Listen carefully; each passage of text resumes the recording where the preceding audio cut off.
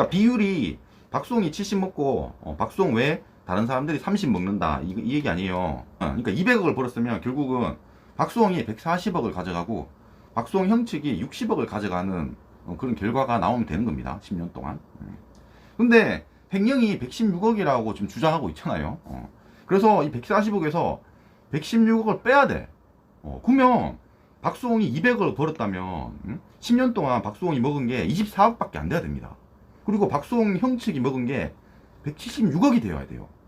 그러니까 엄청난 금액을 횡령했다라고 얘기를 하는 거고요. 마사지 받고 머리 깎고 무슨 뭐 피트니스 다니고 이런 거는 아무리 모아봐야 10년을 아무리 모아봐야 뭐 한 1억 2억밖에 안 될 거 아니에요. 저게 얼마나 되겠습니까? 지금 주장하는 건 116억이잖아. 근데 왜 저런 소량의 횡령을 얘기를 하냐 이 얘기입니다. 안녕하세요. 10번째 남자입니다. MBC 실화탐사대에서 또 사고를 쳤습니다. 박수홍하고 형의 횡령 문제가 있어요. 이걸 방송을 했습니다. 원래 MBC 실화탐사대는 한쪽 주장만 크게 실거든요. 형 측 주장은 한 1분 정도 나왔습니다. 이 방송을 리뷰해 보도록 하겠습니다. 저는 이전부터 이 박수홍과 박수홍 형의 횡령 문제에 대해서 영상을 많이 찍었습니다. 한 22편까지 찍었어요. 실화탐사대 이 전체 내용으로 제가 대본을 짜보니까 한 20개 정도의 주제로 나눌 수 있을 것 같습니다. 순서대로 제가 번호를 매겼어요. 우선 내용을 리뷰하기 앞서서 대략적으로 말씀드리면은 박수홍이 박수홍 형을 횡령 혐의로 고소를 했죠. 좀 있으면 결과가 나온다고 합니다. 근데 박수홍 형 측에서는 야, 이거 내가 횡령한 게 아니라 박수홍 네가 어떤 여자를 데리고 왔는데 그 여자 문제로 네가 우리 가족들을 차버린 거잖아, 이런 식으로 대응을 하는 거예요. 지금 싸우는 이유에 대해서 박수홍 측하고 박수홍 형 측의 주장이 다릅니다. 그리고 이 영상을 통해서 누구 측 주장이 맞는지가 밝혀질 거예요. 우선 첫 번째입니다. 이상한 사람이 나와서 인터뷰를 하는데 아니 가스라이팅을 당하고 있지 않았나 이런 얘기를 해요. 보통 이제 미성년자 여자애랑 어떤 이제 나이 많은 아저씨랑 뭐 사귀었대. 사귀었고 뭐 다 성행위도 하고 다 했어요. 그러고 나서 이제 뭐 고소를 했다고 쳐요. 그래서 뭐 성폭행으로 이제 넣어야 되는 상황입니다. 이럴 때 그러니까 모든 관계에 대해서 이 남자가 다 녹음을 했어. 근데 여자가 싹 다 동의를 했대. 그럼 얘를 넣을 수가 없잖아요. 그러면 이 가스라이팅 개념이 나오는 거예요. 뭐냐면은 이 사람이 다 동의를 했지만 사실은 이 심리적으로 지배를 당했다, 그런가. 얘가 모든 과정에 대해서 동의를 했지만 사실은 이건 성폭행이었다, 이런 얘기입니다.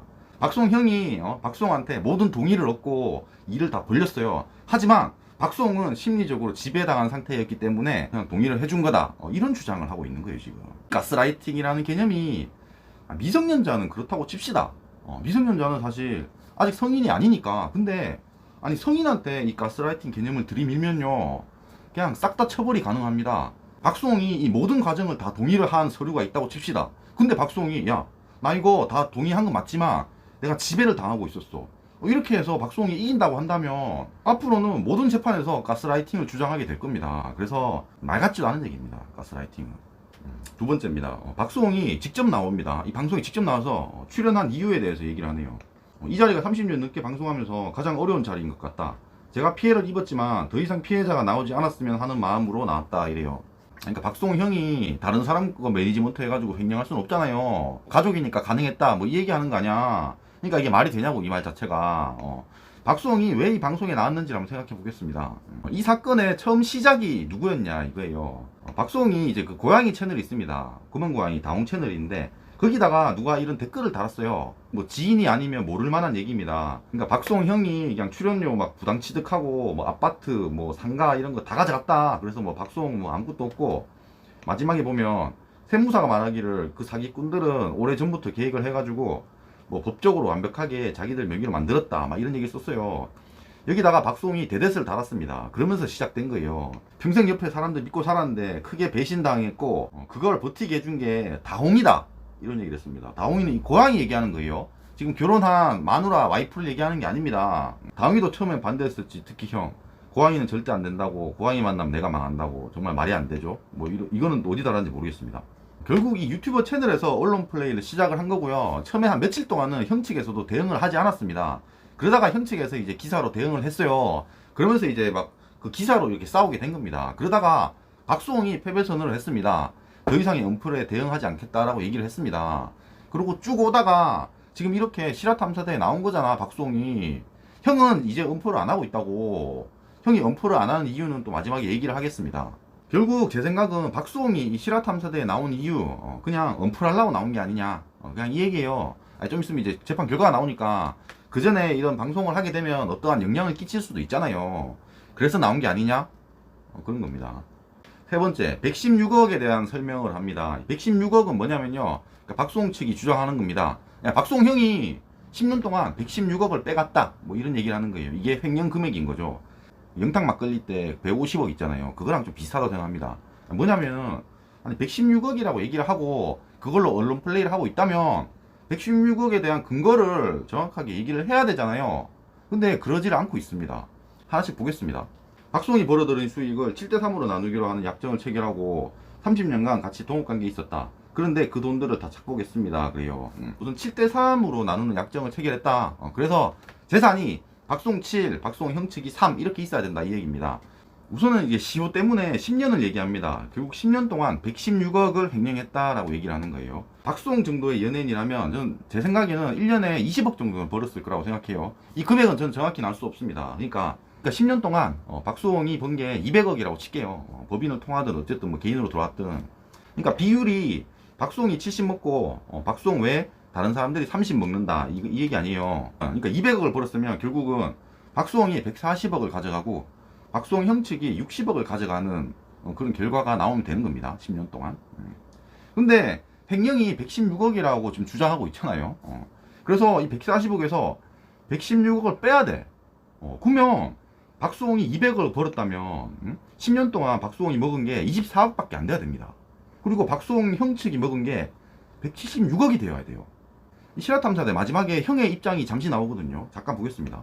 116억을 횡령했다는 동생의 주장에 대해서 야 그거 새빨간 거짓이다.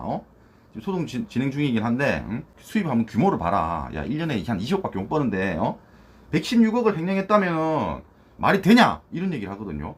그래서 이거 보고 대충 한 20억 정도라고 생각하거든요. 아니 물론 뭐 한 30억 벌었을 수도 있습니다. 그러면 뭐 10년 동안 300억일 수도 있는 거지. 이건 뭐 나중에 결과가 나올 거라고 생각합니다. 어쨌든 박수홍이 주장하는 저 116억의 금액, 엄청난 금액을 횡령했다라고 얘기를 하는 거고요. 그렇다면 사실 뭐 증빙할 게 뭐 딱히 없을 겁니다. 그러니까 법인이 있다면 거기서 뭐 적어도 뭐 몇십억씩은 몇 번씩은 빼갔어야 되잖아. 그런 게 있어야지만 저 116억이라는 금액이 나온다는 거예요. 근데 그런 게 없는 겁니다 지금. 그래서 이런 얘기를 하고 있습니다. 첫 번째로 얘기한 게 사적으로 사용했다, 유용했다 이런 얘기를 합니다. 장 보는 거, 마사지 받는 거, 사우나 하는 거, 머리 커트 하는 거. 그러니까 저런 비용은 너무나 작은 금액이야.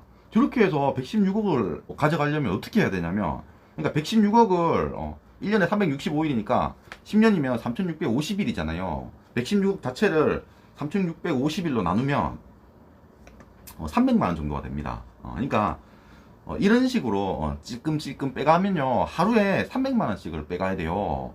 그러니까 택도 없다는 거야. 그러니까 이런 걸 왜 얘기하냐 이 얘기예요. 추가로 보시면은 이거는 기본적으로 회사 비용 처리를 해서도 안 되는 거고 근데 그냥 법인카드를 썼다. 그래서 결론이 정말 알뜰하게 횡령했구나. 생활 필수품까지 전부 다 법인카드로 사용했구나. 이런 얘기를 합니다. 변호사라는 사람이 이런 얘기를 해요. 장 보는 거, 마사지 받는 거, 사우나 하는 거, 머리 커트 하는 거 그래요. 보통 저런 미용 같은 거, 머리나 사우나 같은 거는 당연히 안 됩니다. 마사지 같은 거 일반 법인은 당연히 안 돼요. 근데 여기는 연예 기획사잖아요. 그래서 좀 알아보고 한 게 아닐까라는 생각이 듭니다. 실제로 박수홍 형이라는 사람은 세무적인 지식이 좀 많은 것 같습니다. 이전에 인터뷰들을 보면 좀 알 수가 있어요. 변호사는 알뜰하게 횡령했구나라는 얘기를 하지만 그러니까 제가 보기에는 정말 알뜰하게 재산을 챙겨줬구나, 재산을 모았구나라는 생각이 듭니다. 여기서 제가 말하는 재산은 박수홍 가족의 재산을 말하는 겁니다. 이 전체의 재산을 정말 알뜰하게 잘 모았구나 이런 생각이 드는 거예요. 사우나, 머리커트, 마사지 이런 거 일반 법인은 비용 공제를 받기 힘들 텐데 이 연예인 관련 법인이기 때문에 저런 걸 공제를 받았던 것 같아요. 물론 뭐 나중에 뭐 세무조사라든지 문제가 생기면 당연히 안 되는 겁니다. 박수홍이 받은 게 아니니까 당연히 안 되는 거긴 해요. 그 피트니스 센터까지 갔어요. 박수홍 씨가 이게 다녔다는 말이 있다는데 그러니까 박수홍이 아니라 형이 다녔다 이런 얘기를 했고 백화점에 가서도 문의를 해보니까 연예인 의상은 우리는 없다 이럽니다. 그러니까 맞습니다. 여기서 이 사람들이 그러니까 실화탐사대나 박수홍이 하는 얘기가 무슨 얘기인지를 알아요. 비용 처리를 해서는 안 되는 금액들을 비용 처리를 했다 이 얘기잖아요. 여기에 대해서도 형이 답변을 했습니다. 법인카드 사적 유용에 대해서 가족 기업이다 보니까 가족끼리 사용한 부분이 있다. 근데 그런 식으로 따지게 되면은 박수홍이 유용한 게 훨씬 많다. 우리가 쓴 거는 극히 소량이다 이런 얘기를 하거든요. 극히 소량이다라고 할 정도면 한 5분의 1 정도가 아닐까 싶습니다. 그러니까 마사지 받고 머리 깎고 무슨 뭐 피트니스 다니고 이런 거는 아무리 모아봐야 10년을 아무리 모아봐야 뭐 한 1억 2억밖에 안 될 거 아니에요. 저게 얼마나 되겠습니까? 지금 주장하는 건 116억이잖아. 근데 왜 저런 소량의 횡령을 얘기를 하냐 이 얘기입니다. 그리고 형이 말하는 거 이렇게 소량의 횡령을 한 거 이거 야 박수홍은 훨씬 크다 이런 얘기를 하잖아요. 근데 이 내역에 대해서 구체적인 걸 밝히질 않고 있어요 형 측에서. 아니 그러니까 그런 걸 말하게 되면 결국 둘 다 서로서로 횡령으로 고소를 하는 건이 되는 거예요. 그러지는 않고 있다고.